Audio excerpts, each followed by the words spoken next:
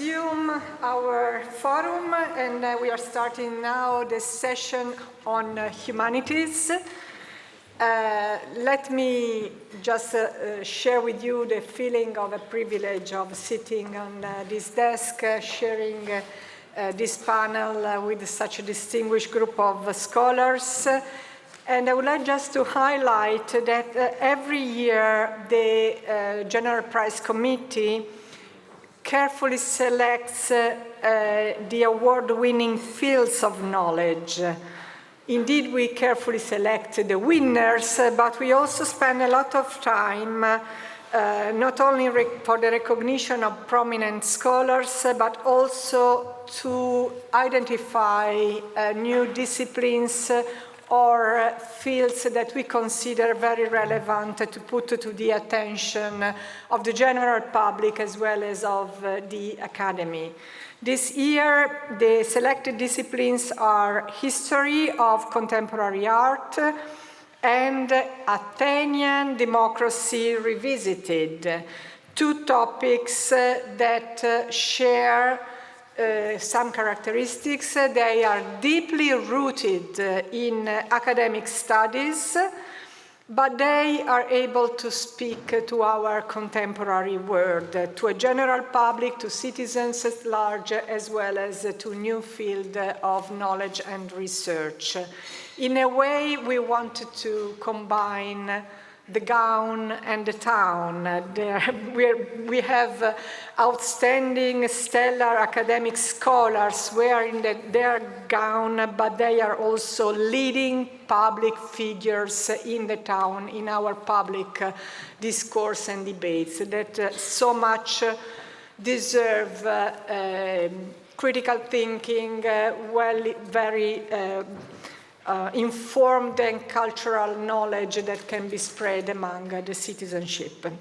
So today we start first with the history of contemporary art, and it is my privilege to give the floor to Professor Tristan Weddingen, Director of the Biblioteca Hertziana, Max Planck Institute for Art in History in Rome, and the Professor of History of Early Modern Art at the Institute of Art History, University of Zurich, for introducing our prize winner that we will call briefly to the podium. Thank you. Yeah, sure.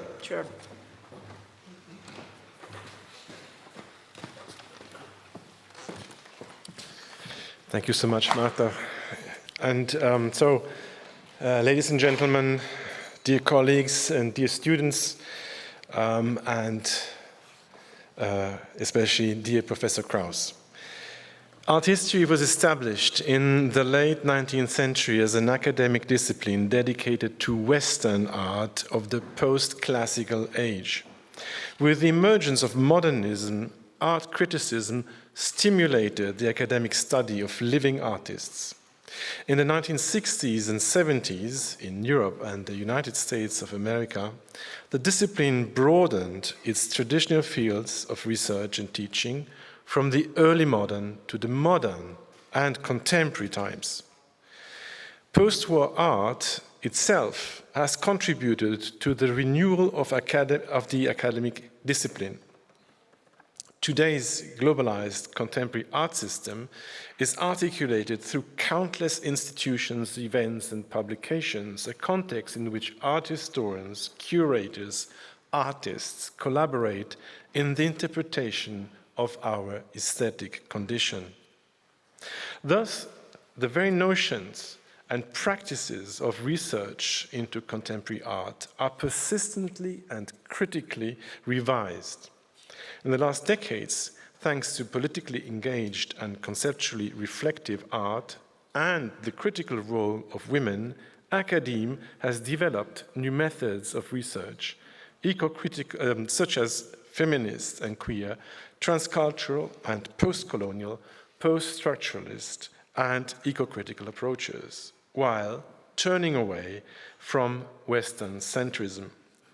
Whereas in the 1980s, academic positions dedicated to the history of contemporary art were rare, today the field attracts large numbers of students and produces extensive scholarship.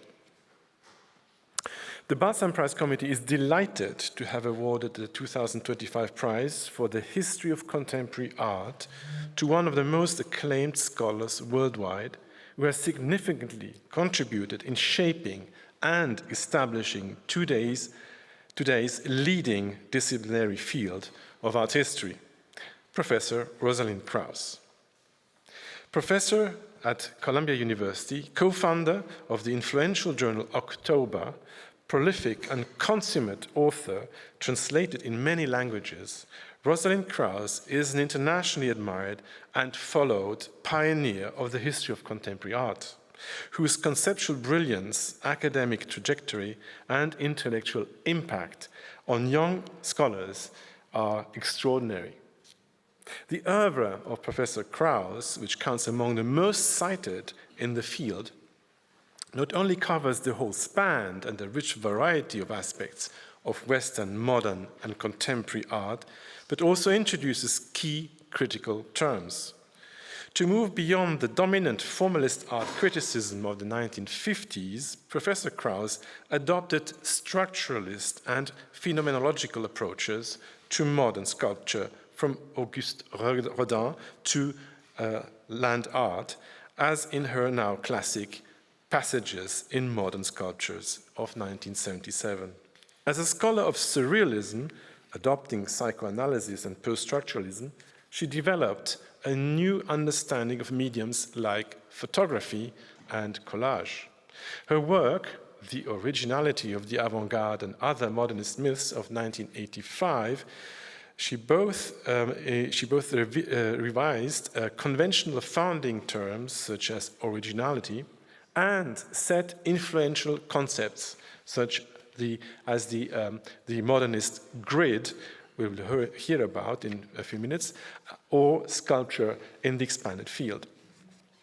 With her thinking and writing, Professor Krauss expands the field of art history itself by experimenting with new forms while combining intellectual creativity with a deep reflection on the philosophical foundations of the discipline, such as in the Optical Unconscious of 1993, which revisits key figures of the 20th century, including Pablo Picasso, Piet Mondrian, Max Ernst, and Jackson Pollock.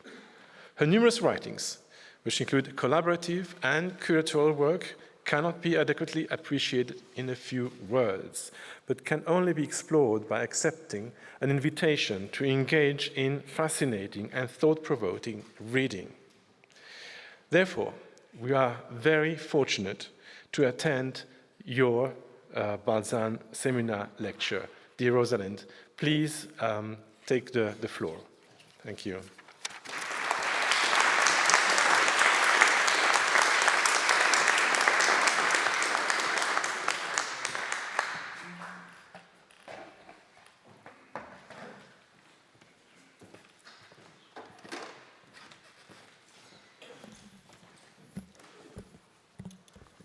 Thanks.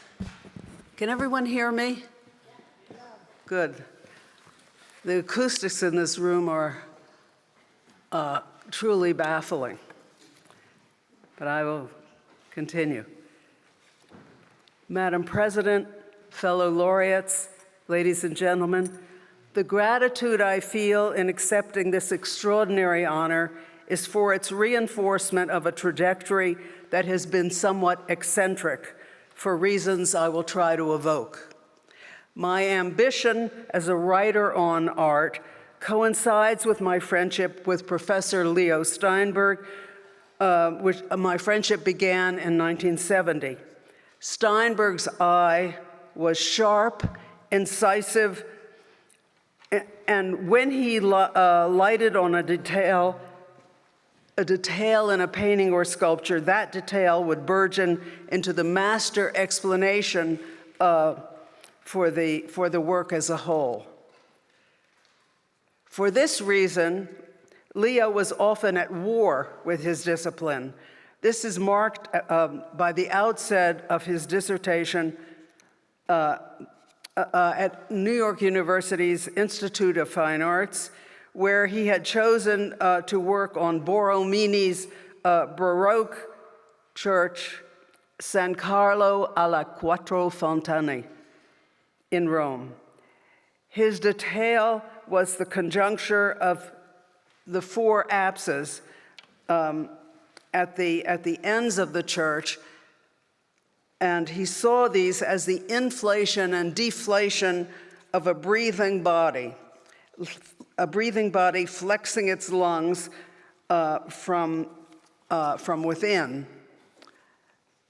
Karl Krautheimer, Leo's dissertation advisor, rejected his proposal by saying that architecture could not be symbolic.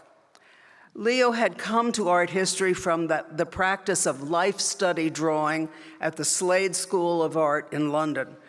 And this had instructed him in the soundless expression of the human body as it flexes, shifts its weight in a soundless expression of the human body and makes its slightest gesture eloquent.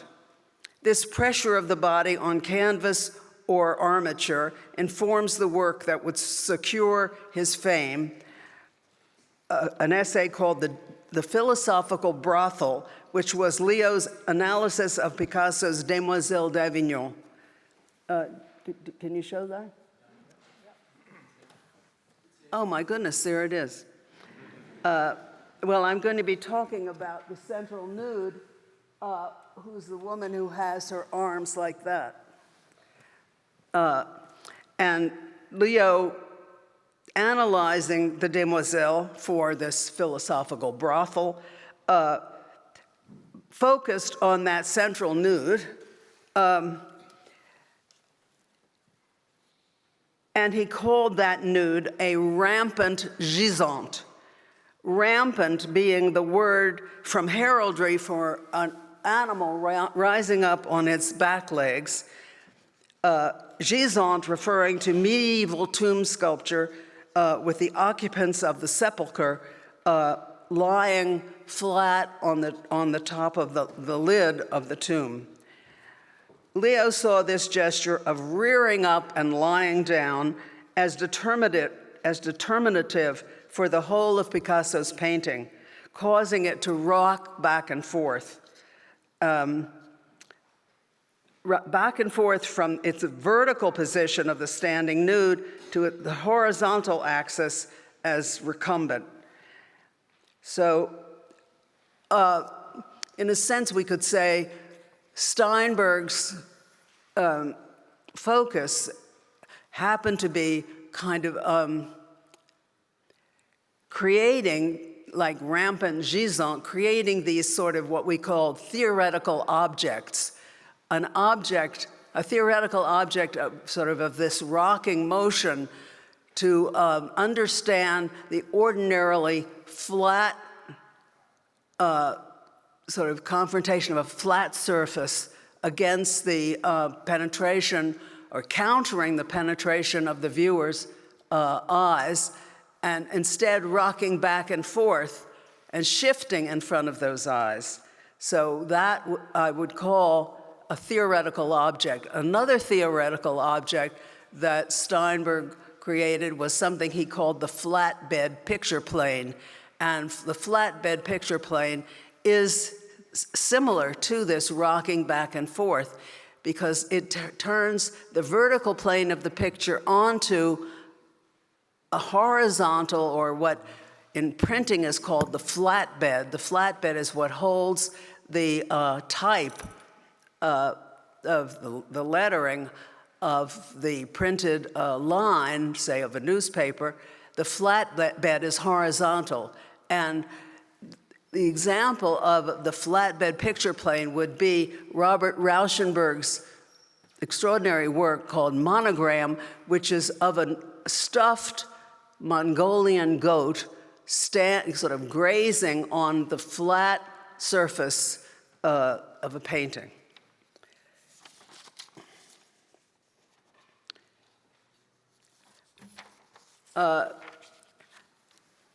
This idea of the rocking back and forth, which kind of mimes the viewer's horizontal body and therefore shifts away from modernism's fetish of the standing body, depending on its eyesight. Steinberg's theoretical object repulses the whole kind of point of view of modernism.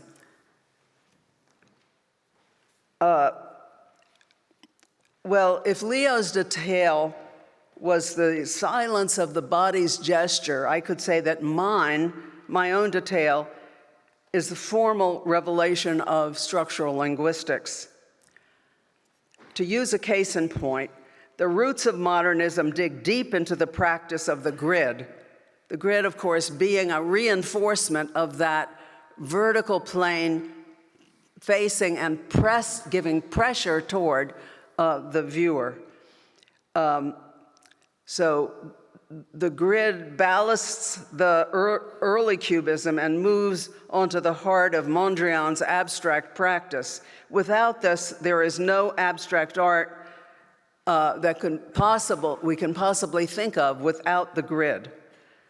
Some interpretations saw the grid as imploded onto the very weave of the canvas, in fact, imitating the weave, which the weave of the canvas with its warp and weft we could think of as a grid. And other interpreters saw the grid as ruthlessly expanding into a universal lattice which articulates space itself or space at large. The interpretations of the grid form an opposition, then, the centripetal as opposed to the centrifugal. Structuralism dispenses with this quandary, since every opposition is held to be the very birth of meaning. To pay my debt to structuralism, I am now at work on a book to be called Roland Barthes, Charms and Demons. The charm for Barthes was any author's idiomatic speech. The demon was naturalism, which annihilates the charm of form. There is no room to do justice to structuralism in a 20-minute talk. I credit it as formative for my work, from the abstraction of the grid all the way up to the diagrammatic organization of the chaos of the art of the 1970s in my essay called Sculpture in the Expanded Field. And for this chaos, you might think earthworks or installation art. I mean, that all of those things could exist in the same temporal span produces what I call the sort of the chaos of 70s art, which nobody could make sense of, and which I think it took structuralism to create a kind of interlace of concepts that would unpack or create a kind of temporal resonance between all of those different possibilities. So those are the details of my work. And I know that Leo Steinberg would be extremely proud of me for this honor. as proud for this honor as I am for myself. Well, I began my work on the grid as an example of its opposition between naturalism and abstraction. It is a structural problem for which my solution is as follows. Claude Lévi-Strauss turns to the Oedipal myth for an example of structuralism. Mythographers, he says, dismayed at the repetition and restatements of a single myth, are busy looking for the ur-myth, the generative version of the myth at its birth. Lévi-Strauss says the problem is not the onset of the myth, but the mystery of its repetition. How, he asks, can we recognize this plethora of versions from Aeschylus to Freud? How can we recognize them as belonging to the same myth? And the only way we can is through the unpacking of a structure, a mythic structure, which stays constant through all the repetitions of the myth. As a good structuralist, Lévi-Strauss divided the sections of the unfolding narrative, the story that the myth tells, like in the case of the Oedipus myth, Oedipus kills his father, Oedipus marries his mother, and he divides this into a sequence of what he calls mythemes. Each of these will enact the founding opposition which the myth embodies. And for Oedipus, he says, the founding opposition is the question of, is the child born from one parent or from two? And we can recognize this in the Oedipus complex as well as we can from Oedipus Rex. This is how a structuralist thinks. To return to the structure of the grid, it arises from color theory. The Impressionists attempted to wrest tonality from natural events, the fog, the cloud, sunlight on water. This would be challenged by the post-Impressionists who dismissed tonality for a confrontation of complementary color that would produce, they thought, the very effect of light itself, making its practice abstract. I think that in light itself, we find the ultimate opposition between nature and culture, or realism and abstraction. This is an impossibly abbreviated version of the practice I adopted in fashioning art historical discourse to my own theoretical needs. To return briefly to my current work on Roland Barthes, I am following the clue he gives us when he chooses to speak of Proust. Barthes says, by setting Proust and myself on one and the same line, I am not in the least comparing myself to this great writer, but quite differently identifying myself with him, an association of practice, not of value. Getting down to the details of this identification, Barthes explains, Proust's book is, at least for me, the work of reference, the general mathesis, the mandala of all literary cosmogony. Mandala, the word mandala, telegraphs the thematics Barthes finds in the Recherche. He admires their complexities, which he mines for the hidden oppositions they support. We have this structuralist drive in those oppositions. The mandala is like Lévi-Strauss's mytheme, a binary central to the constant meaning of the myth. The reigning mandala of remembrance of things past, Barthes says, is sleep. Sleep is the clue to Barthes' enigmatic grasp on the totality of Proust's work. Proust, he says, is another, almost unknown to himself. For this to be true, the Recherche must be told by two voices, which we will call, to hold them constant but distinct, the narrator, the one who says I, and the author, who generalizes about the world in the third person. And of course, in the recherche, the one who says I is little Marcel, and the narrator is grown-up Proust. As Marcel is lying in his bed in Cambrai, he recounts, this is the sleep, he recounts the half-dream emerging from the whirlpool of his awakening, now staring at the shifting kaleidoscope of the darkness. A second voice abruptly cuts into this half-dream, the voice of the author discoursing on the mandala of sleep. Proust writes, "When a man is asleep, he has, in a circle around him, the chain of the hours, the sequence of the years, the order of the heavenly bodies. Instinctively, he consults them when he awakes, and in an instant reads off his position on the earth's surface and the time that has elapsed during his slumber. He reads these off, but this ordered procession is apt to grow confused and to break its ranks." He continues, "Suppose that towards morning, after a night of insomnia, sleep descends upon him while reading in a quite different position from that in which he normally goes to sleep. He has only to lift his arm to arrest the sun and turn back its course, and at that moment of awaking, he will have no idea of the time, but will include that he has just gone to bed."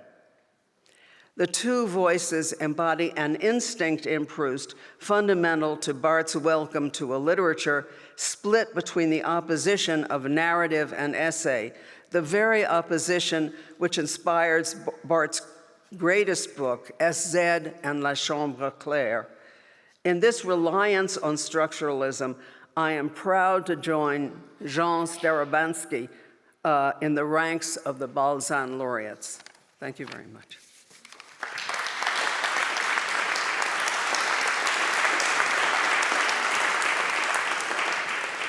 Thank you, Professor Krauss. If you wanted to join us here, no? If you, well, it's not necessary, but if you want to join us, just for being ready for the Q&A discussion that we will have after the second part of this panel.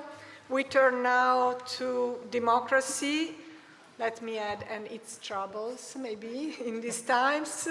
But the presentation of the prize winner is being made by Professor Christoph Riedweg, who had the intuition of selecting this topic. Professor Christoph Riedweg is Emeritus of Classics at the University of Zurich, former chairman of the Center for the Study of the Ancient World, former director of the Istituto Svizzero di Roma, and he will present our outstanding winner. Thank you so much, Christoph.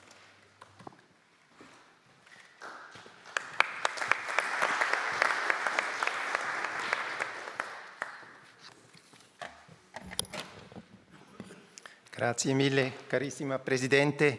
A warm-hearted welcome to everybody here, and of course, in particular, to our guest of honor, Professor Josiah Ober, Balzan Prize winner 2025 for Classics, Athenian Democracy Revisited. There is, I think, palpably a feeling in the air that we are living a period of profound changes and socio-political upheaval. Western-style democracy, however differently it may be realized in individual countries, has long been considered the model of government best suited for fostering the development of both the individual and the community. In recent years, however, it has come under increasing pressure. Democracy indices, such as Varieties of Democracy, have identified a dramatic increase in the trend towards illiberal democracies and authoritarianism worldwide. The 2025 report speaks of a truly global wave of autocratization in 2024, with almost 3 out of 4 people in the world now living under autocratic regimes. I quote, the highest figure since 1978.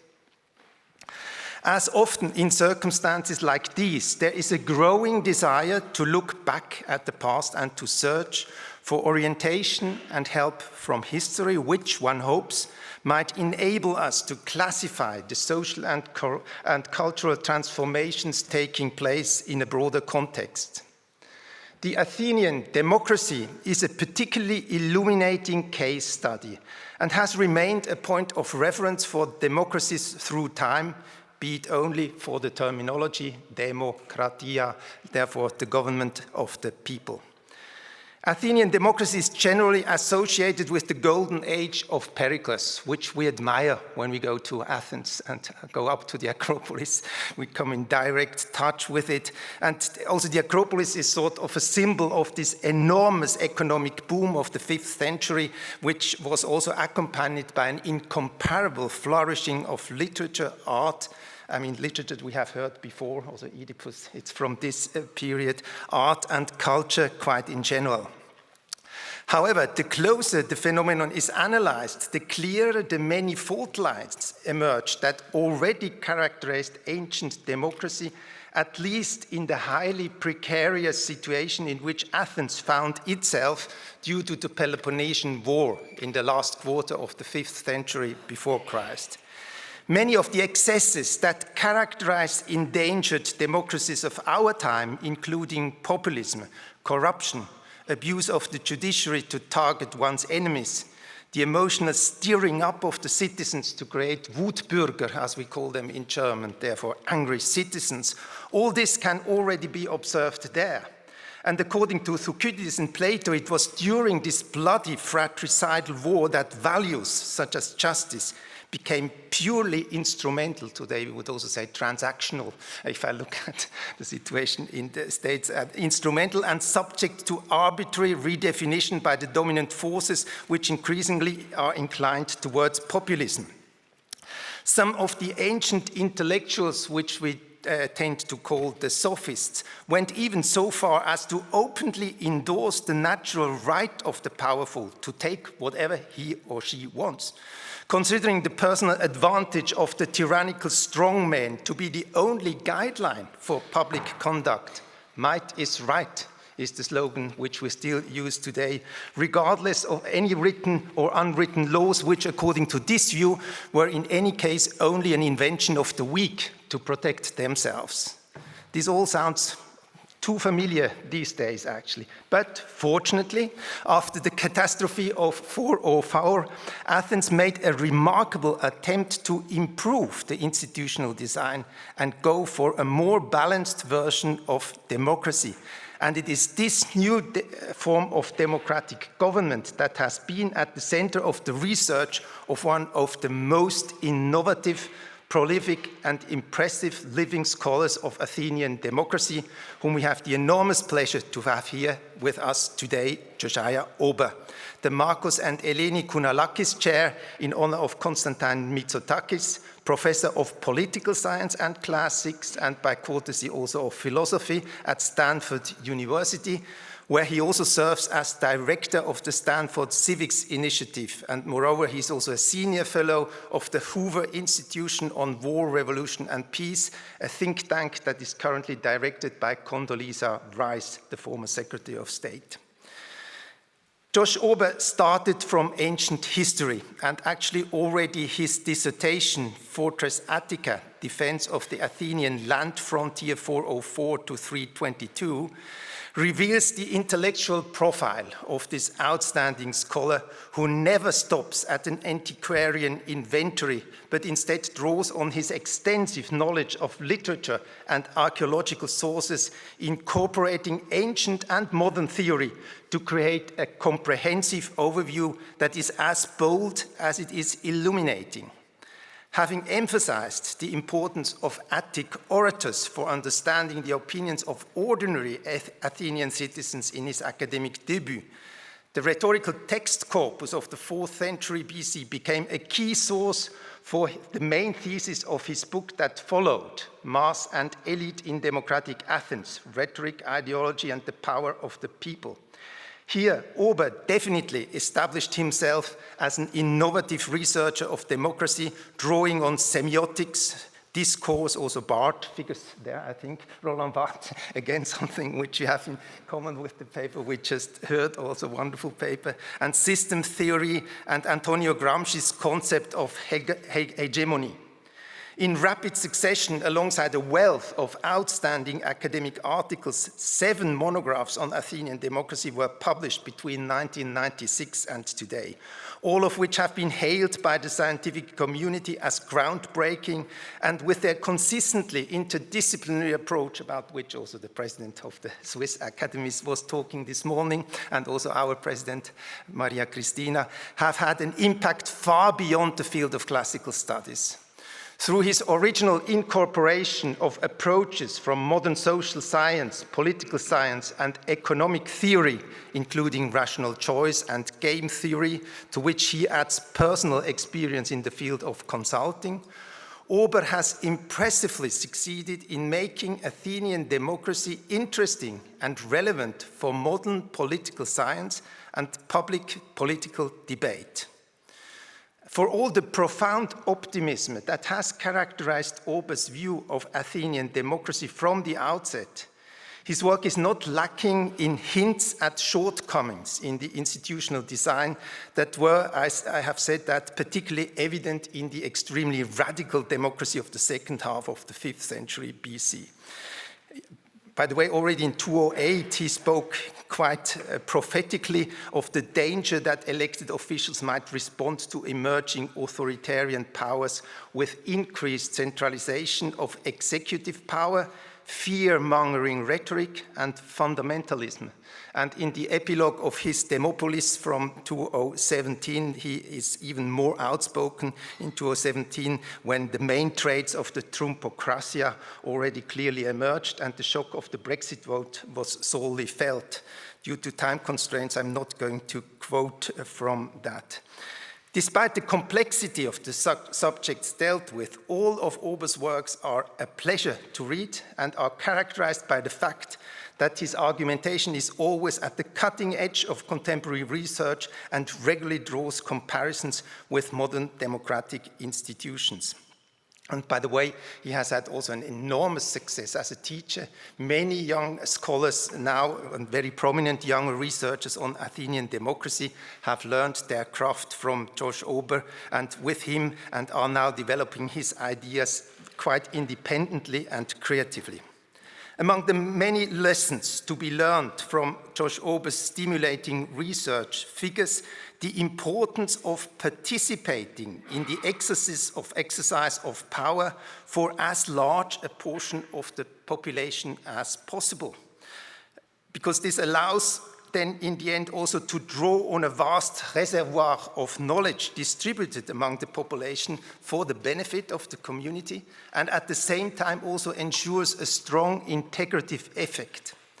Apart from freedom, equality, also equality of speech, and personal dignity for citizens, Ober also emphasizes the significance of well-functioning public institutions that guarantee, I quote, a fair system of social cooperation between citizens and the states, and moreover for the necessity of a substantial agreement across a diverse population of citizens on core values, at the same time also encouraging debate on particulars.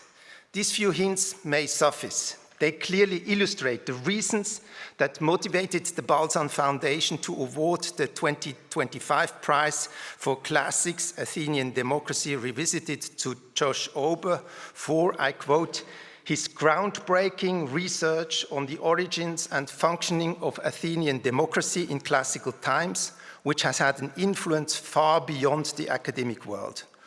Ober has identified the factors behind its success using a refreshing interdisciplinary approach that constantly draws comparisons with present day, thus bringing these findings into contemporary socio-political debate. The floor is yours, dear George. Many thanks.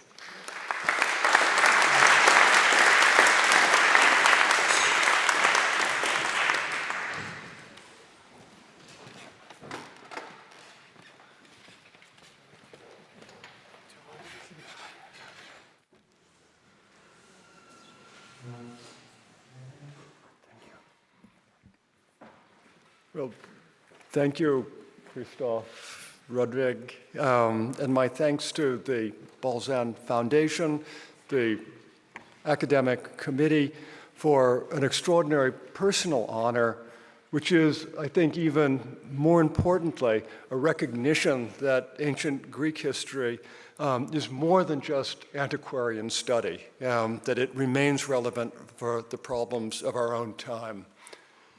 So, a personal history. I fell in love with the ancient Greek world in the 1970s as a history student at the universities of Minnesota and Michigan. I was attracted to Athens after the Peloponnesian War, the age of Plato and Aristotle, for two reasons. First, the nightmarish war in Vietnam was a defining event for my generation of Americans. Carl June mentioned that he had a low lottery number and therefore was going to be called to service. I was lucky. I had a high number. I was in exactly the same lottery as he was. But for each of us, I think this is a defining moment. So I hoped that, or I thought that, the experience of an ancient imperial democratic state fighting and losing a long and terrible war would speak to ancient imperial, would speak to my own situation. And next, I hope that the rich sources for the post-war century included over 100 speeches given by elite Athenians to mass audiences of citizens in legislative assemblies and the people's courts. I had the idea that these speeches, long studied as examples of classical eloquence, held a partial answer to a puzzle that my doctoral advisor had posed to me. So the real question, he said, is not why the democratic city-state ultimately failed, but why it lasted for more than 20 minutes. So how, in short, did a small state, governed by ordinary citizens, survive and flourish in a competitive environment featuring large, aggressive autocracies? A question that Swiss citizens probably have pondered for some years. My dissertation focused on the Athenian response to the failure in the Peloponnesian War.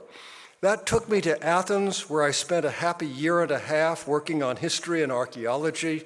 My hypothesis was that the Athenian countryside and its economically valuable resources became essential after the loss of Athens' overseas empire, and that this drove a new military strategy. Rather than abandoning the countryside and defending only the walled city, Athenians must now defend the whole of their 2,500 square kilometer home territory. The archaeological remains of fortifications on Athens' mountainous frontier were testimony to that new policy, yet had never been systematically studied. I published my dissertation in a Dutch monograph series under the title Fortress Attica, landed a job as an assistant professor at Montana State University, and planned for a career divided between archaeological field work in Greece and fly fishing in Montana's trout streams. My plans were, however, cut short when the Greek government changed the rules for archaeological field service, terminating the projects I had underway. So I defaulted to my second idea, that was analyzing the form and content of public rhetoric that might help answer the democratic resilience puzzle my advisor had posed.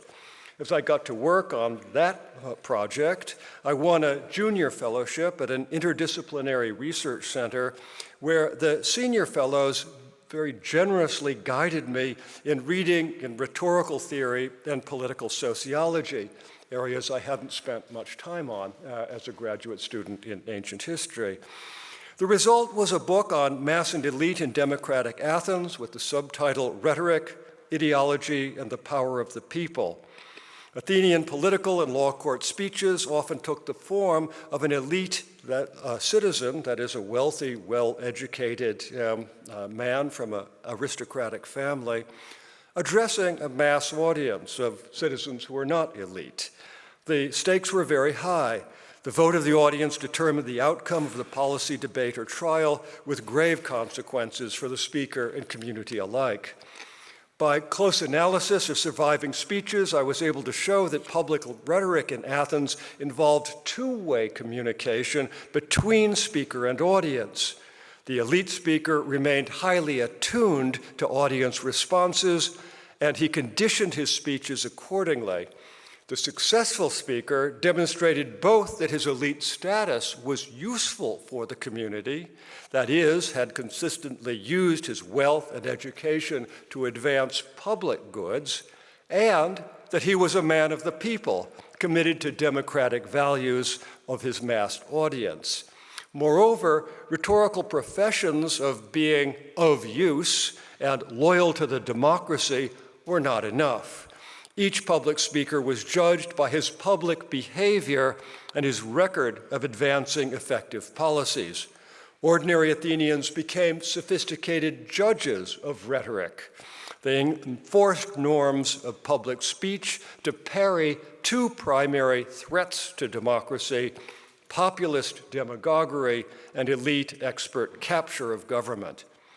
So this book, Mass and Elite, was more influential than I had dared hope, and I was offered a professorship at Princeton University. Now, the rivers of New Jersey are less lovely than those of Montana, but Princeton's intellectual resources were irresistible. There, a distinguished political philosopher informed me, much to my surprise, that I was not only a historian, but also a political theorist. So I took him at his word. I was a little skeptical, I must admit, but I took him at his word, began to attend Princeton's political philosophy workshop, and realized that my answer to the resilient democracy puzzle was still incomplete. I had accounted for the role of mass audiences and elite leaders, but I had failed to account for the criticism of democracy by, among others, Thucydides, Plato, and Aristotle. Their critiques were not mere carping, but rather carefully worked out theoretical arguments that called the legitimacy and efficacy of collective self-government into question. So I began working on what became political dissent in democratic Athens. I argued that the tradition of theorizing that arose in Athens in the later 5th and 4th centuries BCE was a response to democracy's relative success, not to its failure, but to its success. In the face of the catastrophic failure of tyrannical and oligarchic alternatives, elite intellectuals, dissatisfied with democracy, could no longer complacently assert that aristocrats, being inherently good, naturally govern well. Plato, for example, undertook in the Republic to construct a political utopia to demonstrate that true knowledge, available only to philosophers, was the precondition for any just and happy community. Not only was democracy, says Plato, the context of the political philosophy that arose in classical Athens, but democracy was, says I, improved by the democratic response to philosophical critique. The execution of Socrates proved to be exceptional. Critical challenges helped to drive democratic reforms in the 80 years following the end of the Peloponnesian War. So Plato's argument that democracy was predicated on mere opinion rather than true knowledge made sense within its own metaphysical terms. But Athenian citizens operating within democratic institutions, legislative, executive, judicial, made countless choices among policy options every year. Now, if their opinions were untethered from reality, it would be impossible to explain the democratic resilience puzzle. So how did the Athenians organize available information about the world such that their collective choices led to relatively better public outcomes, at least often enough to achieve the prosperity and stability that, so I supposed, characterized the post-war city-state? Now, this final piece of the resilience puzzle was especially challenging. I had completed about half a book manuscript when I took up a residential fellowship at the Center for Advanced Studies in the Behavioral Sciences at Stanford University. Now, discussions at the center and with Stanford faculty had unexpected consequences. First, I threw out my half-completed manuscript. That was a painful moment, but a necessary one. I rethought the project from the ground up and moved from Princeton's classics department to a political science department at Stanford. The book that emerged from this new start, Democracy and Knowledge, used data analysis. I digitized relevant data from a recently published inventory of classical Greek city-states with organizational theory drawn from literature on knowledge management in modern business firms, social network theory, and social epistemology.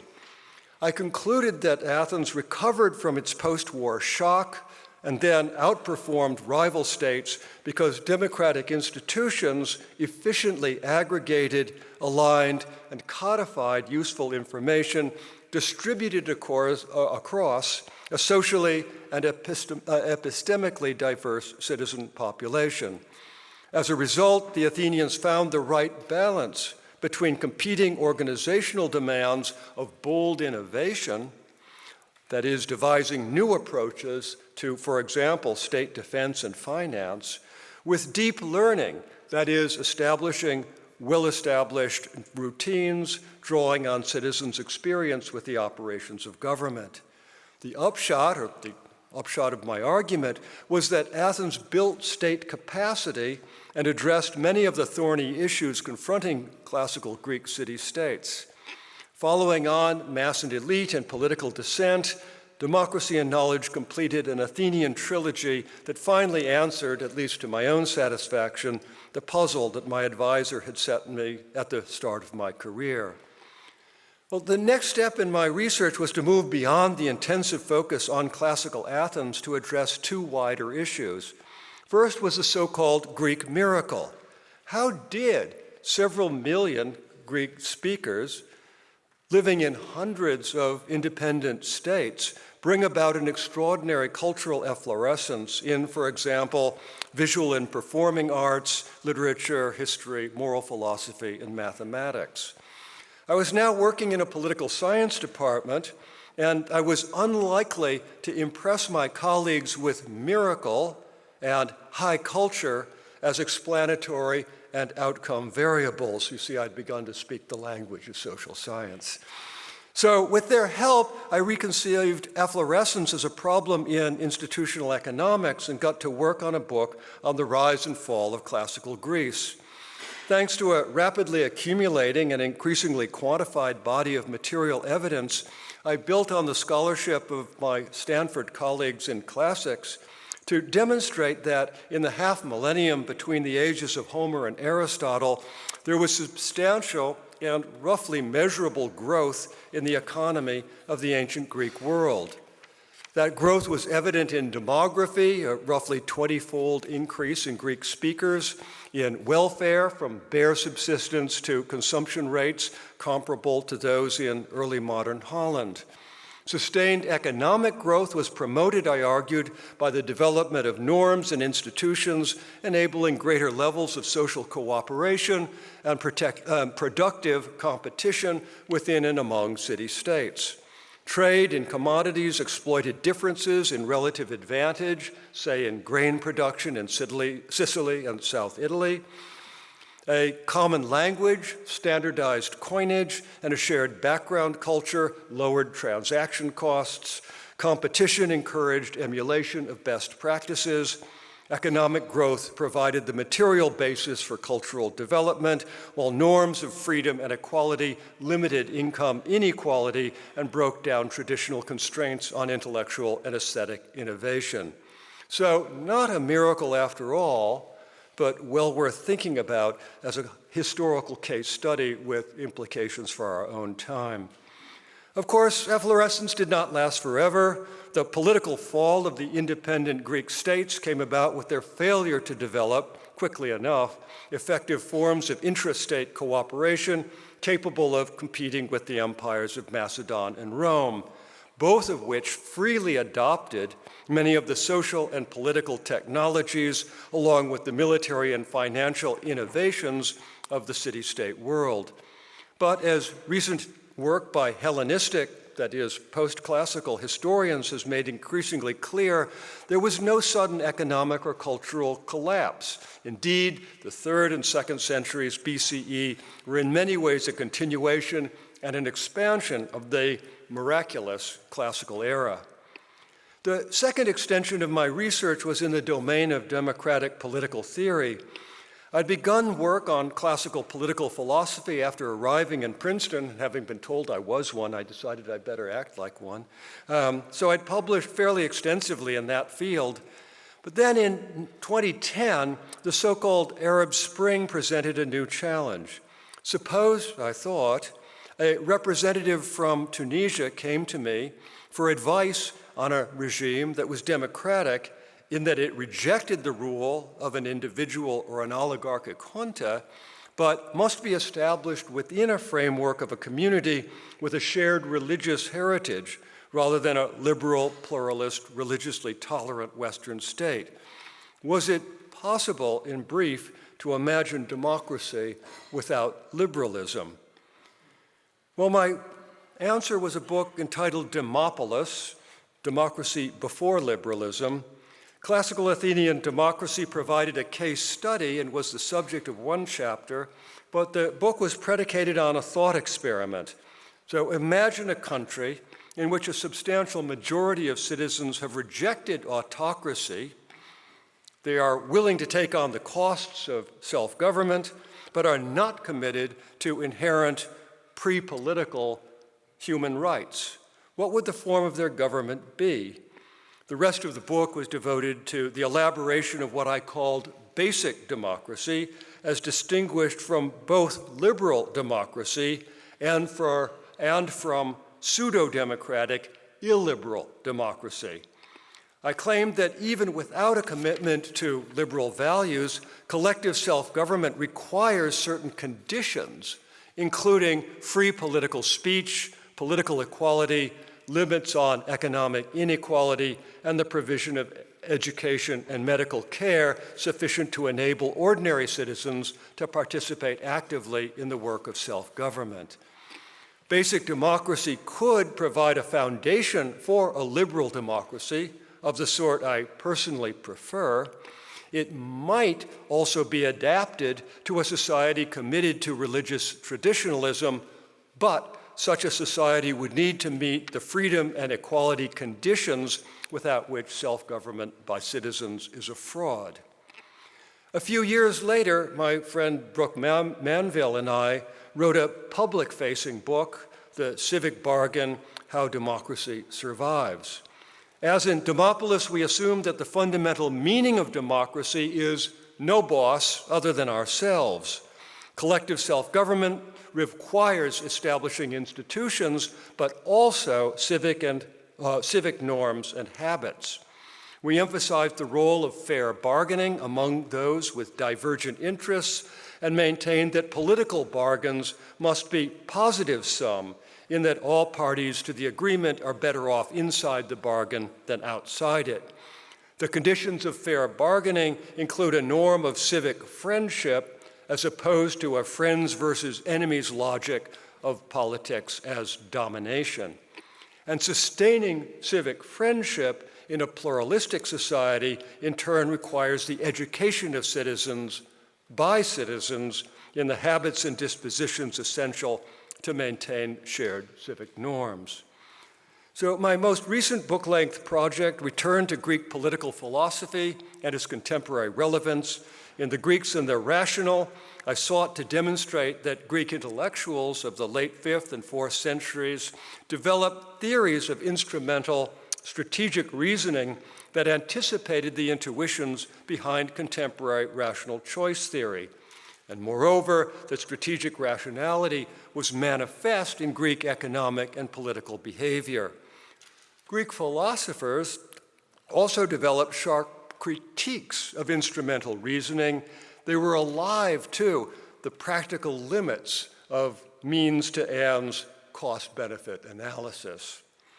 The point of the book was to show that modern choice theory is not simply a product of modernity, of neoliberal market fundamentalism, or the threat of nuclear war. The question of how to incorporate the logic of strategic reason into political practice while recognizing irreducibly irrational aspects of human interaction and the necessity of moral clarity and ethical judgment remain just as relevant to contemporary politics as it was in the time of Plato and Aristotle. So what's next? Well, for my Young Scholars program, I have proposed a project on revitalizing democracy, with special emphasis on the problem of how democracy has been regained and restored in the wake of tyrannical and oligarchic interludes. I plan for my own contributions to include publications on the ethics and politics of artificial intelligence and a book on civil war and civic duty. While I wish that this topic were not so timely, as I believe it has become, I remain convinced that revisiting Athenian democracy, that is, moving back and forth between ancient and modern, history and philosophy, offers valuable insights into democratic practice. And I'm just profoundly grateful that the Balzan Prize Committee thought so as well. Thank you.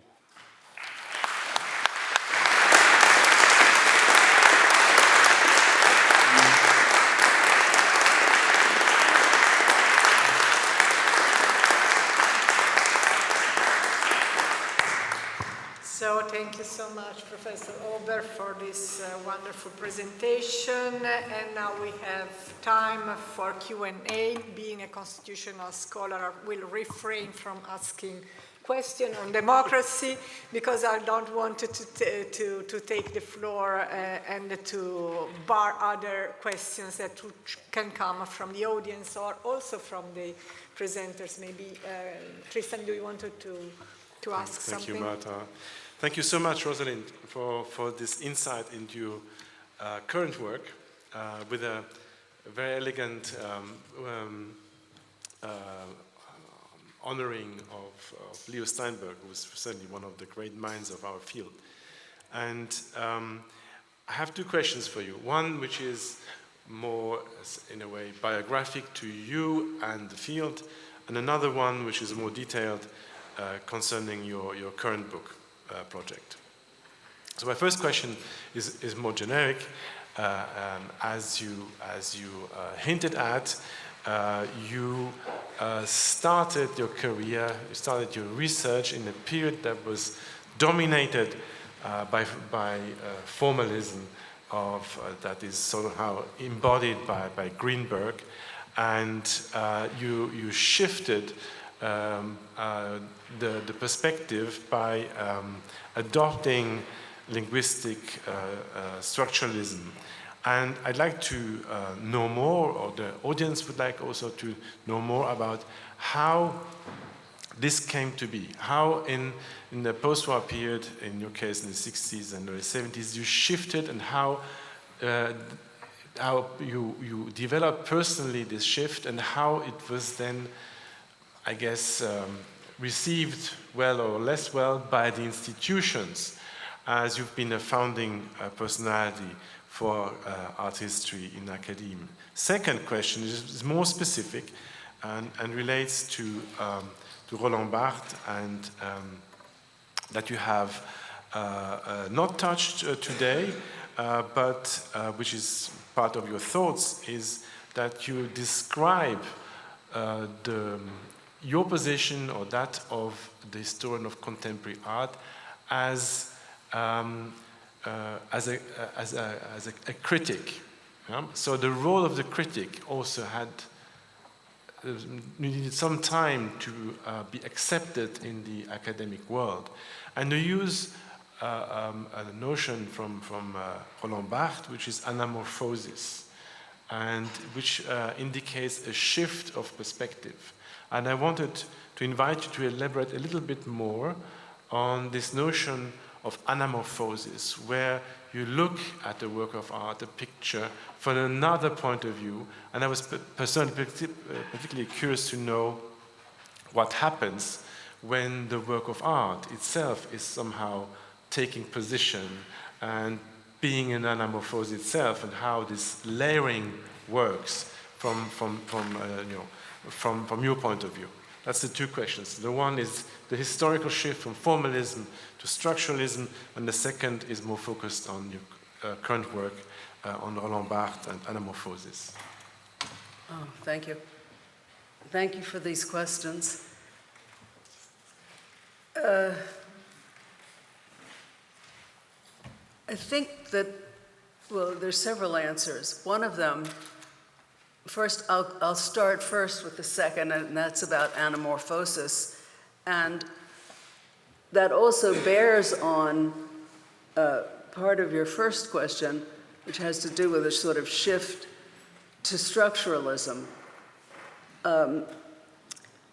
One structuralist concept that's very important, which has to do with the structuralist interest in the site of utterance, which is to say, one speaking from one's own point of view.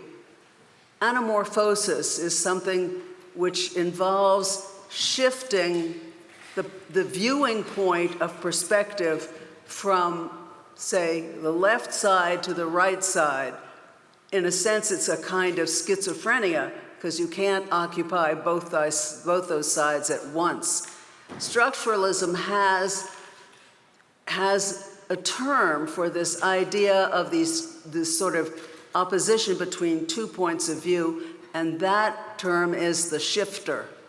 The shifter would be, in terms of our, say, an intercourse between us, when I say I, when the I speaking says you to my interlocutor, and the interlocutor takes up my position, which is I, and the interlocutor becomes the you for me, becomes the I for him, and I become his you. So there is a kind of shift of first person between two people in discourse. And anamorphosis has to do precisely with this idea of the shifter, which is a kind of way of breaking down the autonomy of the subject, the autonomy of the one who says I. Anamorphosis is therefore a kind of grounding phenomenon of structuralism, and it is also a grounding idea for the phenomenon which is part of a kind of almost unconscious part of our sort of experience of form, which is to say the formless, the informe, which is celebrated by the thinker and writer Georges Bataille, in which he thinks of the dissolution of form, you know, that sort of, we can only think our word through the gestalt, which is to say the holding together in one unity of forms. If that didn't happen, the world would be just a kind of noise. But we must think in terms of forms and see in terms of forms. The formless or the informe is a kind of impossibility, and Bataille wanted to imagine that we live in this impossibility. And this impossibility, which is a possibility, I would say, is the phenomenon of anamorphosis. Thank you. Questions from the, yeah.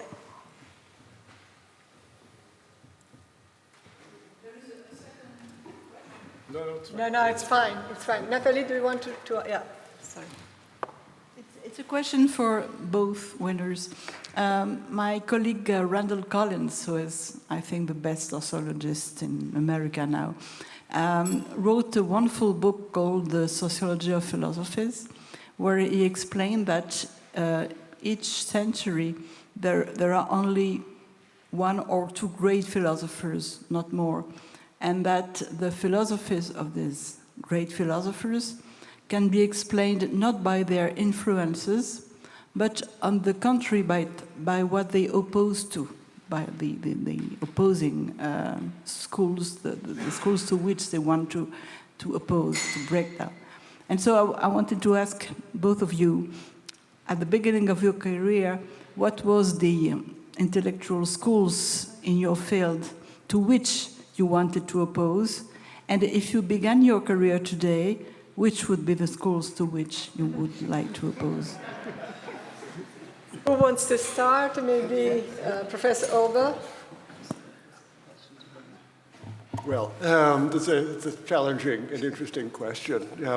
When I started my career, the idea of ancient history was very much about trying to sort out various chronological puzzles and to try to make sense of formal institutions as formal institutions, if you were interested in political history as I was.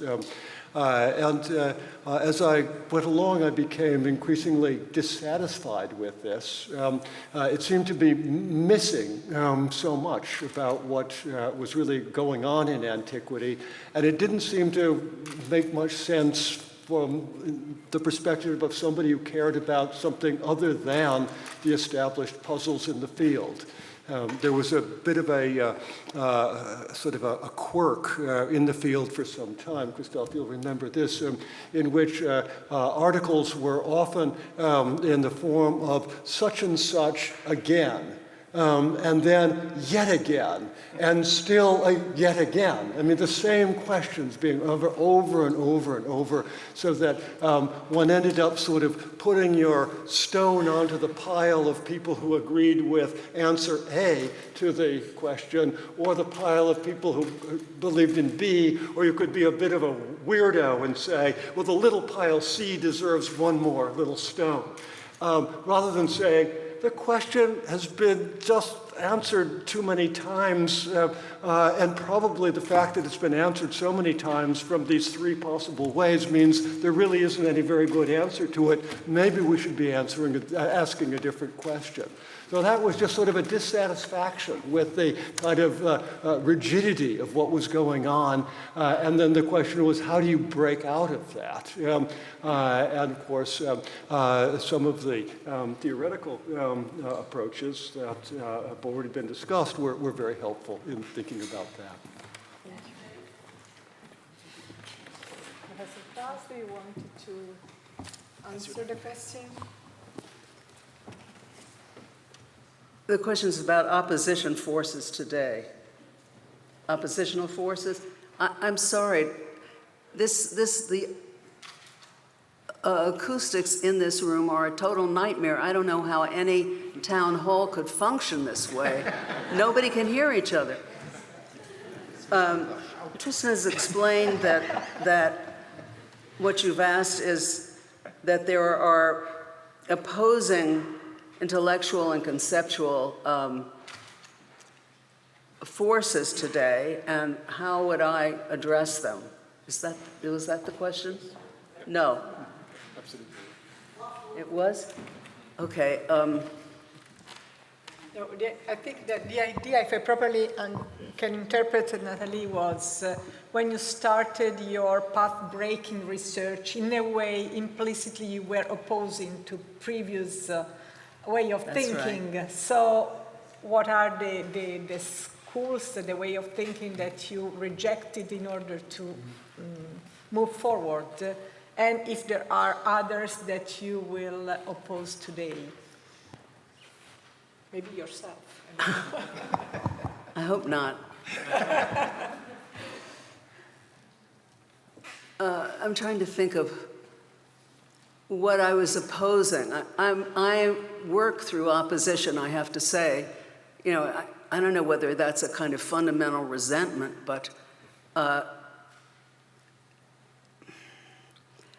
guess the most fundamental opposition I had was with my father. How about that? And That's not uncommon. speaking of Oedipus, but no, I mean not with my father, but my father, used to take me to museums all the time. When, as a child, I went with museums to him, and he would always be so happy in rooms filled with Rembrandt and Vermeer, and so agonized by Picasso and Braque. And I thought Picasso and Braque were incredibly wonderful, but I had no vocabulary to convince him that that was where the art was. And my effort really was to gain the vocabulary to convince, to sort of change people's minds and make them open to an argument. I mean, if you start with the idea that most people are, they're from the beginning, they want to resist what an argument might be, you have to sort of seduce them, and seduce them with the right kinds of examples and the right kind and most tender kind of language.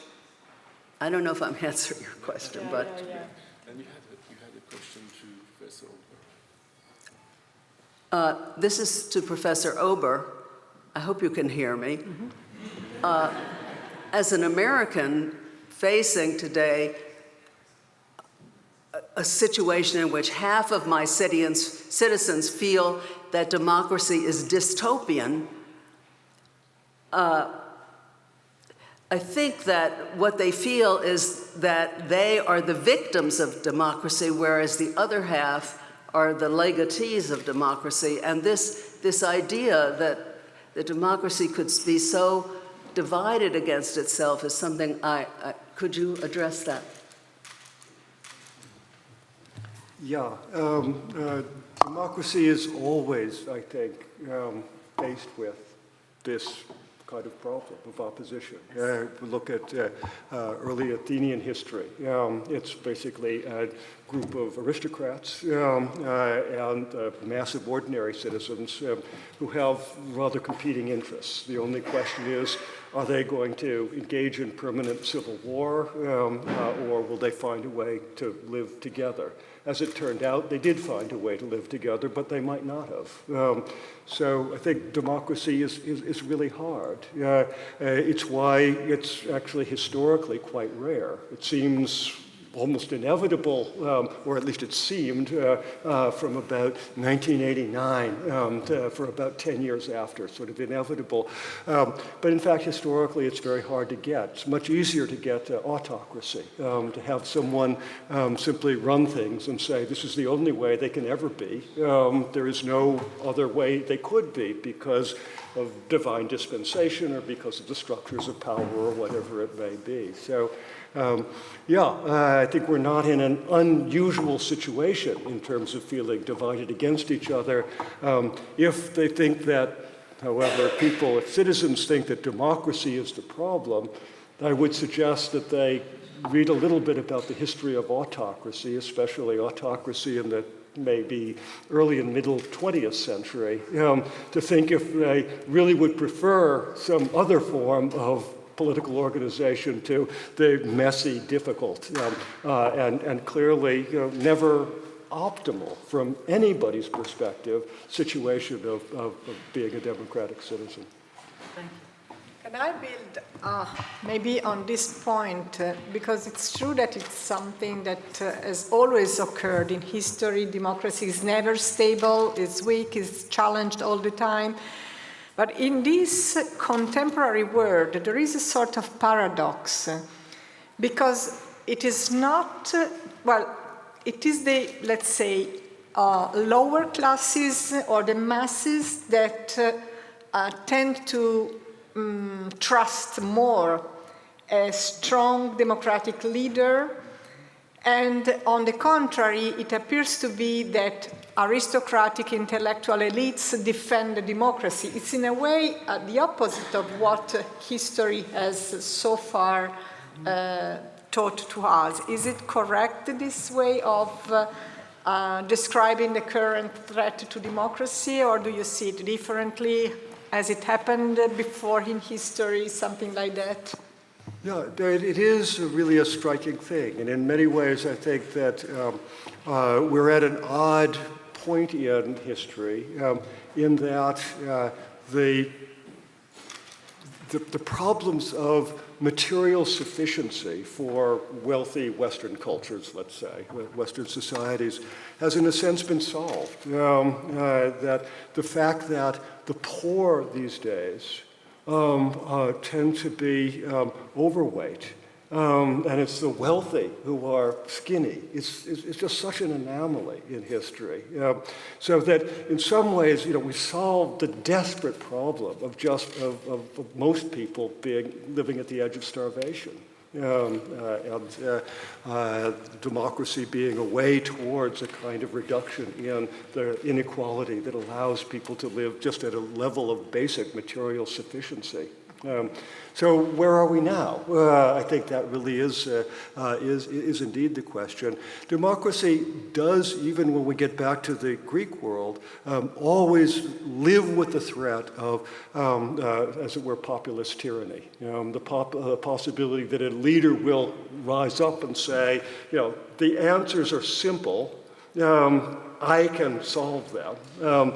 Trust in me. I am the people. You all are represented uniquely and perfectly in me, and having people say, why, yes, isn't that easier? I mean, we don't have to go to the assembly anymore. We don't have to struggle with all of these differences, that the leader will do it. So that's always a seduction. I think that's always a possibility. Certainly was a possibility in the Greek world. And the answer to it is not simple. And the way I suppose the only thing to think about is, how is it that a citizenry becomes well enough educated, not in necessarily sense of being university educated, but educated in the basic knowledge and skills that are necessary for citizens. And that's something that we've not paid much attention to. I think the United States gave it up at a certain point. We don't do civic education the way we need to be doing it, and I think European countries have as well. So I think that's really ultimately the challenge. And part of that education is exactly explaining to people what really are the costs, or getting people to internalize the question, what are the costs of accepting autocracy? I think that's what, in a sense, has been lost. It seems easy, but it's not.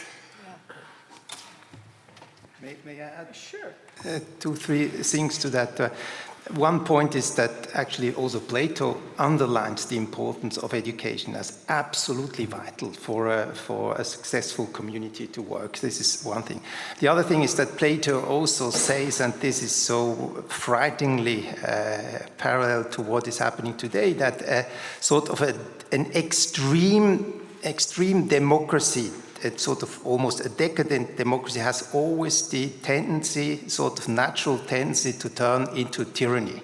That's what he says. He says also that people always have sort of the tendency to privilege one person in particular. In good times, it may be Obama or Kennedy or I don't know what, but there are also bad times where this tendency goes in another direction. This is one thing. And then, of course, what is also very interesting in reading Plato very carefully, one has the impression that among the elite of at least the contemporaries of Plato, but I have very often the impression that if Plato is so skeptical about democracy, he's looking in particular at this decadent kind of form of the radical democracy of the 5th century, where his teacher also was living, and so on. But one has the tendency that there the jeunesse dorée had a clear preference for tyrannical regimes, because it was the things everybody would dream about, to be able to take what you want without any limitation. This is the huge thing. Everybody wants to become rich, to have everything, to have all the fun, all the pleasure. A house in Saint-Tropez, as you can hear now in YouTubers that they say they have that and this million, and this was a little bit the same. And I wonder whether this tendency is really today that you can say, as you said, Martha, that the elite is in favor of democracy, because there is also an elite, also in the United States, who very much privilege this kind of red Caesarism.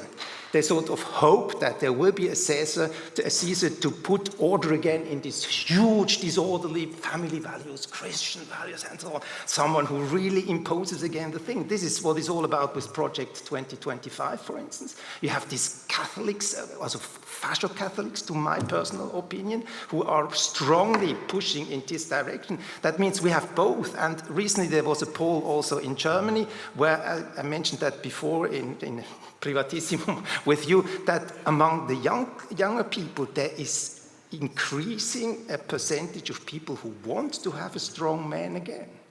And this is not really limited to people, let's say, lower, less educated people. We have among the Republican representatives is Josh Hawley, it's the one with this fist at the 6th of January, extremely well educated. Notre Dame, I think he was coming from, where there is also a net of this thinking. And so on. That's the dangerous thing in a way today. Maybe we can take a last question for this session. Then we have the program envisages a common discussion with all the laureates that I invite in the meanwhile to join not the podium but here on the panel. Yes, and I have more now. 1, 2, yeah. So let's take 2.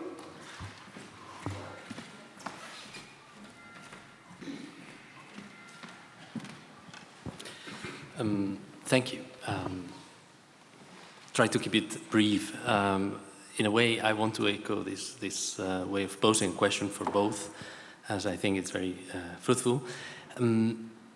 So there's a first part of the question that involves the way in which I think both your trajectories are testimonies of how a well-understood interdisciplinary approach can be groundbreaking and can be fruitful, etc. However, for younger scholars, despite a lot of rhetoric about how good interdisciplinarity is, there's still a lot of difficulties in approaching any subject from an interdisciplinary or transdisciplinary perspective. So I would like to hear you on how did you build the legitimacy for your own work and for your own career? Was it only working through opposition or through the different barriers that were set to you? Or did you find a particular tools or strategies that could be useful for younger scholars? And a second part of the question is briefly the role of theory. Because nowadays we are increasingly living in a culture, I would say not even scientific and I'd say a broader culture that is increasingly probabilistic, so to speak. We kind of always speculate with the stocks, but we also the weather. Everything is about probabilities and pattern recognition, so to speak. It has been evoked before. In that, which is permeating everything, in this atmosphere, what is the role of theory? Again, is there a role of theory? Is it the same? Is it different? What are your opinions on this? Thank you. Shall we keep this question for the final part of the panel, maybe? Because one is on interdisciplinarity and the way of legitimizing new, let's say, branches of knowledge and research, and the other one is about the role of theory. Maybe I can invite Professor June and Professor Salomon as well to join us and to think about how to answer these questions. Is there another question that can be... Okay, so come here and maybe you want to try, I don't know if Professor Krauss, Professor Ober wants to start taking one of these questions. Yeah. The question was, what is the role of theory today? Is that the question? One of the questions was what the role of theory. Yeah. I think the role of theory is to sort of maybe feel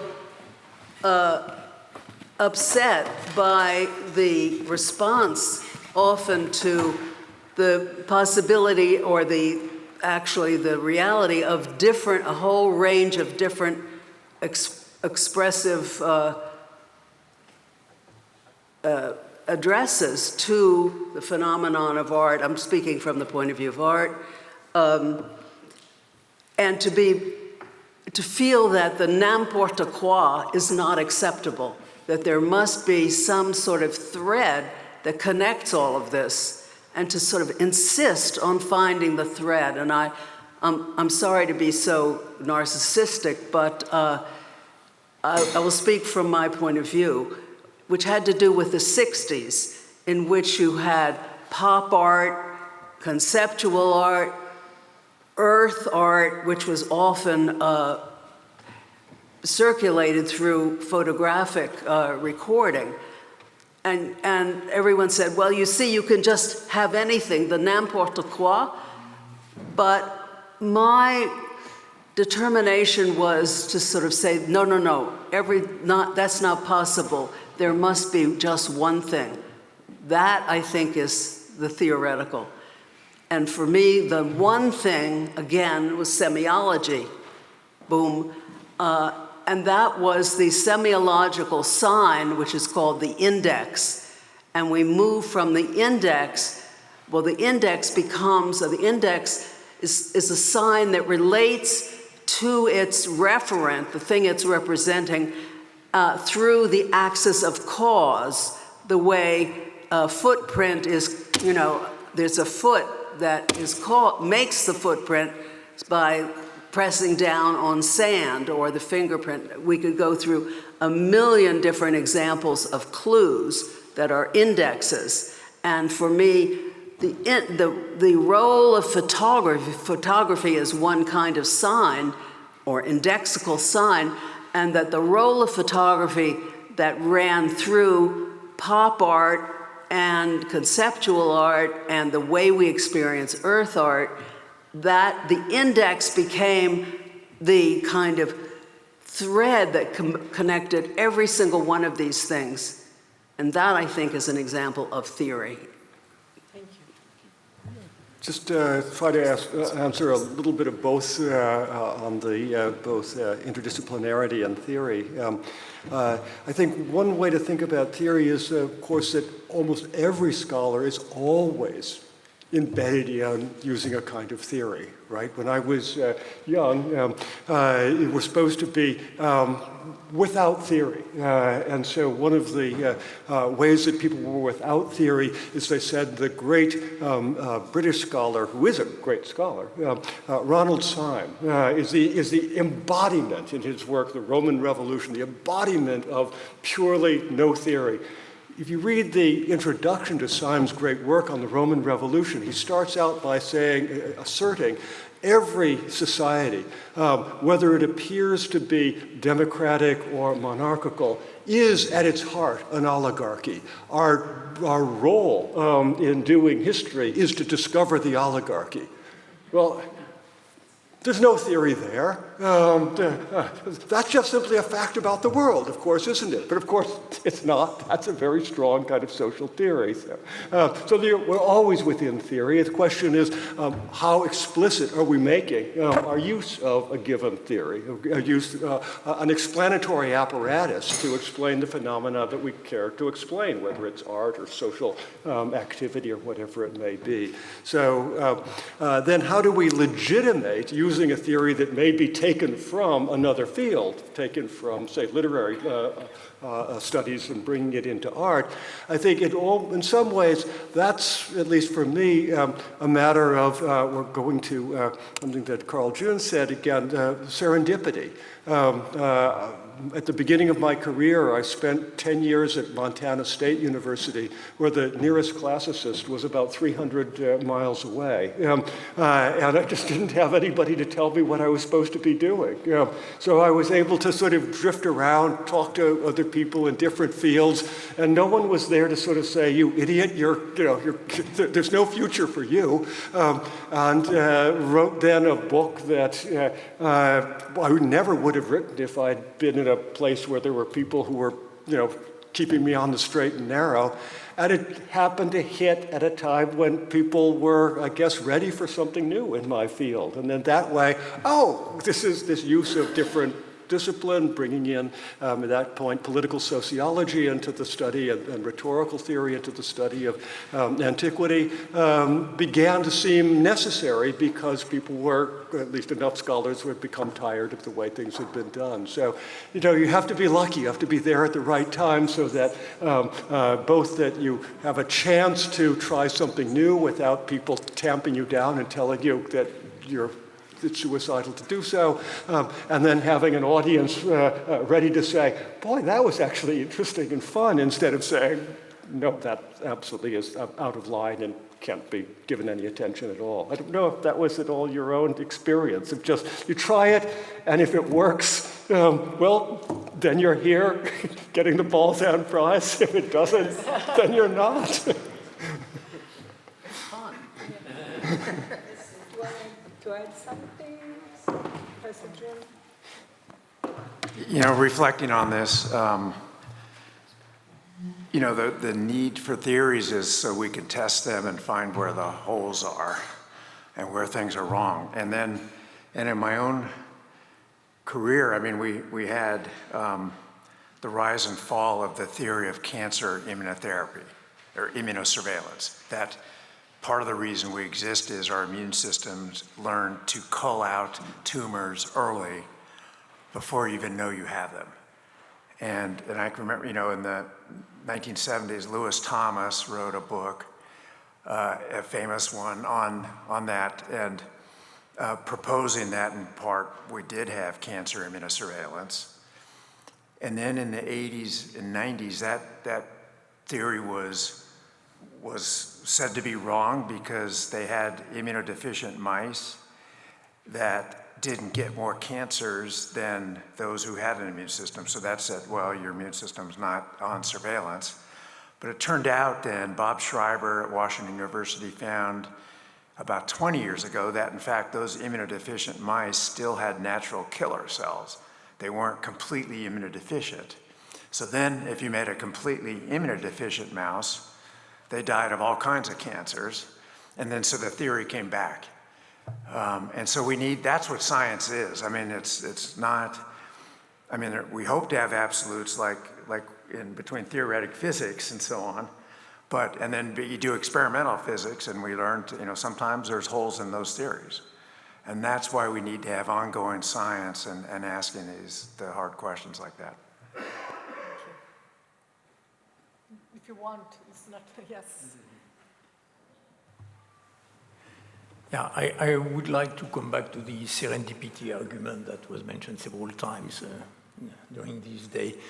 I would like to say that in physics, in science, it's very always the case that technology progresses and you happen to be there at a precise time and try something bold, try something new, essentially for your own fun. Essentially, you have satisfaction in building a new machine, in exploring the nature, and you are certainly not looking for nice prizes like the Balzan prize, because you have a joy, as I received in one congratulation message by a Nobel laureate, Janol, he said, Christophe, the most joy you get it when you get the new results. And then when the outside world recognizes your work, this is nice also. Thank you. But we had already another question. Maybe you wanted to ask something? Is there the micro around? We can hear you, but maybe with the micro we hear you better.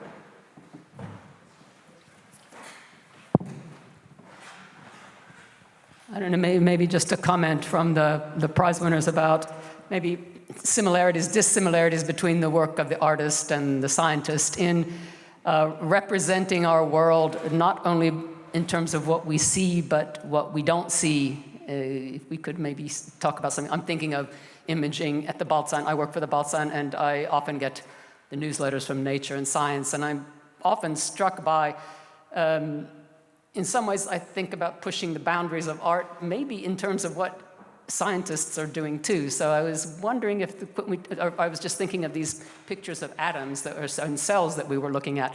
Who determines that way of seeing things? And do they really look like that? And what's happening, these tremendous strides in photography, what people can see. So I'm always sort of just wondering about what's going on. So, and art has just gone all over the place. But I was just wondering if maybe anybody else would like to comment on that in terms of this idea that art is not just a material product that we see, but sort of a process and a vision kind of seeking experience. I don't know if I have made a clear question at all. You know, one thing that comes to mind on that is, you know, the scale we can look at things. From atomic scale, we've heard about, you know, oscillations, and being able to measure that to me is an amazing thing. But, and we now have, with new imaging technologies, we can look at, you know, almost atomic level, I mean, you know, DNA interacting with proteins, you know, way inside a cell, zooming in. And I was talking with, you know, yesterday to Alberto Montavani about this, you know, a pathologist, that doesn't help them much. They want to look like a 20x, 20 power on a cell, and see who its neighbors are. And that can tell them a lot. And now if you measure things, you can tell, you know, what vulnerabilities there might be for a cancer therapy, or why something's failing. So we need to have the scale, you know, of a picture of a cell from many orders of magnitude, really, and not lose that. I mean, and the beauty is there's now so many ways to do that. It's really changing what we do, this cell-cell architecture. Just very briefly, although this doesn't seem to be something about politics, we think about the word democracy, which takes as its root demos, the people. But of course, the people is never seen, right? I mean, that's a problem. That even in Greek antiquity, you could never see the demos. You could see the 5,000 or 6,000 or 7,000 Athenians who gathered in an assembly at one time, but they were maybe a fifth of the total citizen population.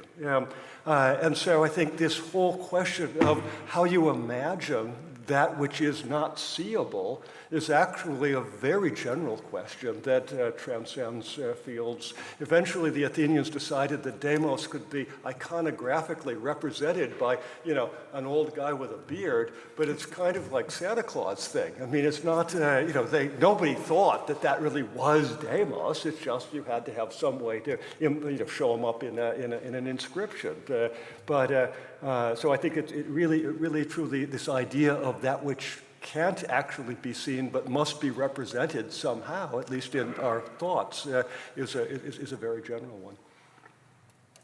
Thank you.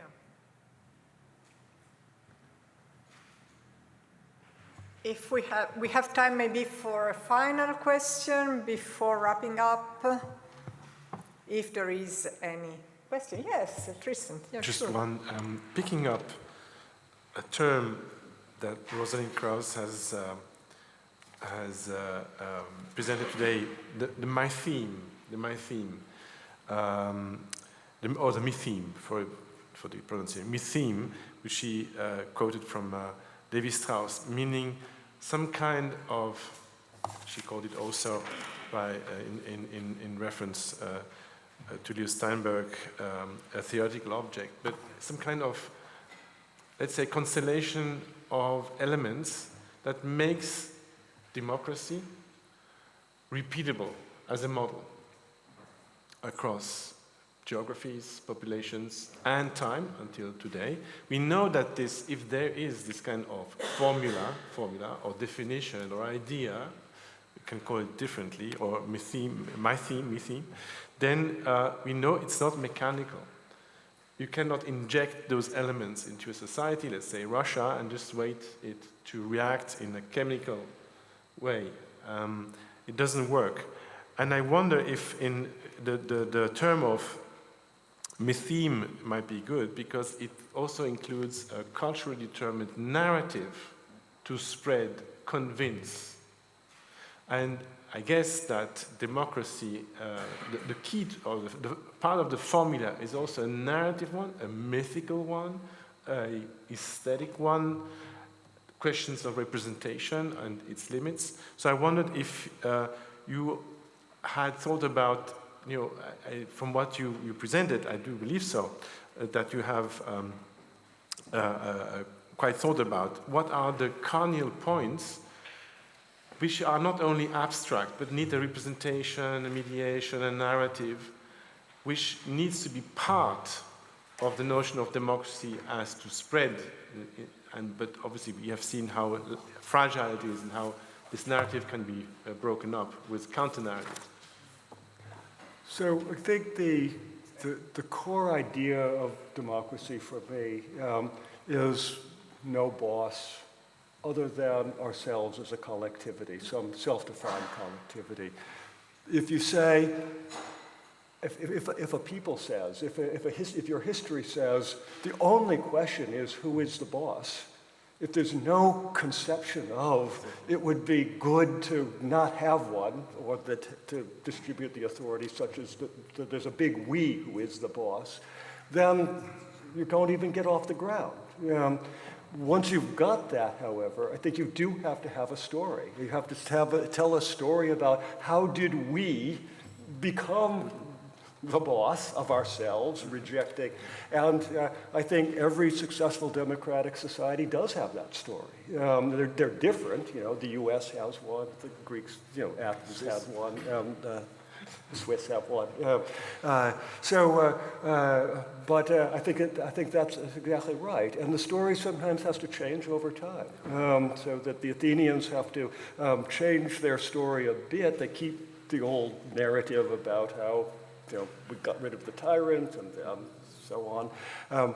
But they had to begin to adapt it to say that we have always been a people who embrace the idea of being a lawful people. This happens after the Peloponnesian War, and that we have always been this, so that the more conservative or oligarchic folks said, of course, the law, it was back in the distant past when it was good law. The Democrats would say, of course, the law, the one that, once we had the democracy, but we've always cared about the law, and therefore we can agree that, yes, we're a law-abiding people. So you have to have that sort of founding narrative, I think, but it has to be supple enough so that as the world changes, the narrative can also change, and such that the narrative can include people who are not entirely on the same page about how ideally they'd like this society to be organized. And once again, that's not easy. The narratives can start to clash, and then you have really deep problems. Thank you. I have a question to you, Josh. We have witnessed the decline of the Athenian democracy. My question is, by analyzing this decline, what can we learn about today's situation, about the democracy? Is there a message that we can carry on that would be valid today? So the first thing is we have... Just 2 minutes. Right, yes. Okay, sorry. No, you can take more. So first I challenge the premise of the question, because I think it's not decline that is the problem. I think that in the end... Athenian democracy has declined because it disappeared. But it disappeared because they were defeated by an outside enemy. Okay. So in a sense, what the failure was to scale up to the level at which they could confront the Macedonian Empire. Now, why did that fail? I think arguably, and this is of course very much ex post, because they did not expand their citizenship body enough. They considered giving citizenship to people who had been long-term residents. They considered to, in fact, even giving citizenship to some slaves who had been loyal to the democracy, and ultimately rejected that. It was too disturbing to the core ideas. Imagine that instead of having about 30,000 citizens who were ready to fight for the democracy, they'd had 100,000. They now have including all the women, including resident foreigners, including at least some of the servile population. At that point, Athens becomes actually a real challenger to Macedon. Imagine further that the Greek city-states had figured out forms of federalism. So instead of being, in even central Greece, a couple of hundred individual city-states, they had a really strong confederacy that could then confront the Macedonian Empire. Once again, history would have been different. It wasn't democracy that failed as in terms of self-government. It was the conception of citizenship and confederation that failed. Yeah, the cooperation at the right kind of scale. Thank you. Very interesting. Oh, wonderful. Yeah. So I think that it's time, unfortunately, to wrap up because the discussion is really very, very interesting, but our time is running fast, and now I would like to call for the closing remarks. First of all, maybe to the podium, President of the Swiss Academies of Art and Science, Yves Flückiger, and then followed by Cristina Messa, the President of the Balzan Foundation Prize. So thank you so much. Yeah. Thank you. Sorry. Unless I mean, Okay, so I think we reached the end of this event. Should I do it before you or? No, please. You start. I start. Okay. I don't know if it's the way you should do it, but okay. So I would like to share a few comments and reflection on what I take away from our discussion today. Very interesting discussion, very inspiring discussion. Thank you very much, all of you. First, we were reminded that many of the most remarkable scientific discoveries have happened almost by chance, sometimes. This simple truth carries a powerful message. We must continue to support fundamental research. Research driven not by short-term results, even if politicians prefer that sometimes, but by curiosity, by creativity and the desire to explore the unknown. Second, we have seen that artificial intelligence, I don't know if you will agree, both of you, but we have seen that artificial intelligence will not replace researchers. That's a good news. What it will do is help us accelerate discovery, opening new paths, revealing hidden connections, and giving scientists more time to think, to imagine, and to interpret. So, good news. Artificial intelligence, used wisely, will become a partner in the pursuit of knowledge, not a substitute for the human mind. Third, we have reflected on the importance of trust. Science must find the words to explain, to convince, and to engage, especially with those who feel most distance from science. Building that bridge of understanding is one of our greatest responsibilities as researchers and as educators. And finally, we were reminded that history is not only a window to the past, it is a key to understanding the present and sometimes anticipating the future. Every discovery takes place within a continuum of knowledge. Looking ahead, I have two simple wishes for the next edition of the forum. First, I hope to see more young people in the room, the next generation of scientists who will carry forward the spirit of interdisciplinarity that defines the Balzan prizes. And second, perhaps we could imagine dedicating the month of November to science, a time when universities, academies, and citizens across our countries come together to celebrate discovery in all its forms. There is this Balzan Prize, but we have also the Marcel Benoit Prize and the Lattice Prize happening in the same month of November. So maybe we should think something around a month of science in Italy and Switzerland. Before closing, let me express my warmest thanks to all those who made this event possible, to the Swiss Academies of Art and Sciences, to the Balzan Foundation, and to everyone who contributed to the organization and success of this forum. Your dedication has once again demonstrated the strengths and harmony of the collaboration between Italy and Switzerland, a partnership built on trust, excellence, and the shared belief in the power of knowledge to unite us all. Thank you very much, Christina. Good. Thank you.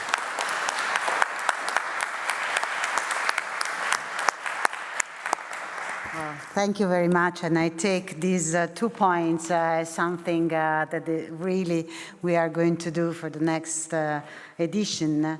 It's very difficult to wrap up because many things have been said, and my brain is full of thoughts, which is something that I try to keep for my for my aging.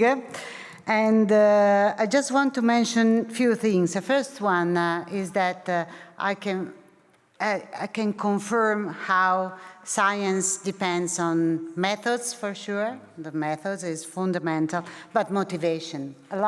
All of you had a different motivation, and motivation is something that really takes people to do something. Small, big, doesn't matter too much, but it really is something, is a motor, is the big motor that we have. And it was very interesting to listen to your motivation, and 2 of you actually had a motivation related to war. So it's very impressive how what is very negative then actually can be transformed in something positive. The second thing is that you mentioned that. I think we, as scientists, professor, academic, I've been spending, let's say, almost 35 years in university, so I'm profoundly a professor. We have a duty on the education, which is not only the education that we give and provide at the universities, but is having people who are not expert. It's not a peer-to-peer exchange. It should be something that goes beyond and that is involving the people from the street. Because you can make it, because it was understandable. I mean, we are peer-to-peer, but of very different fields. So it's not that easy to understand everything. But still, it provides us with new ideas. And ideas comes from a discussion like this, and ideas are part of the education. And education is something I believe that is fundamental for democracy. So we keep on working on this, and I think that the Balzan Foundation with this GCP is really one of, let's say, a very suitable structure that can do and can change something, and this is really my hope. Thank you for being here, and thank you for the wonderful collaboration with your country, and we keep on working together and do a science month. 2 months. 2 months. Okay. Thank you so much. Thank you, everybody.